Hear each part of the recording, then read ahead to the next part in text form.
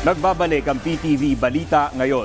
Ipinapa-reimburse ni Senador Francis Cheese Escudero sa Bureau of Immigration ang travel expenses ng mahigit 32,000 na pasahero na hindi nakabiyahe matapos na ma-offload sa kanilang mga flight noong nakaraang taon. Dahil yan sa napakahabang proseso ng interogasyon sa kanila ng mga immigration officer.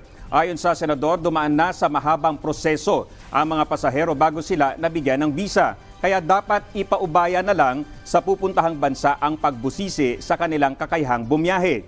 Git pa ni Escudero, wala pa ring patunay o pinal na desisyon na ang mga na-offload na pasahero ay mabibiktima ng prostitusyon o human trafficking.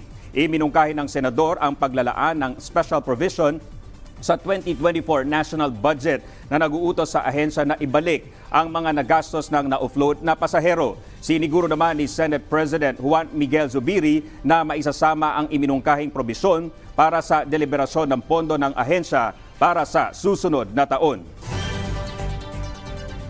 Target ng Senado na maipasa ang panukalang legislated wage hike para sa lahat ng manggagawa sa bansa bago matapos ang taon. Ito ang pangako ni Senate President Juan Miguel Zubiri na maitulak kahit hindi ito prioridad ng Legislative Executive Development Advisory Council o LEDAC.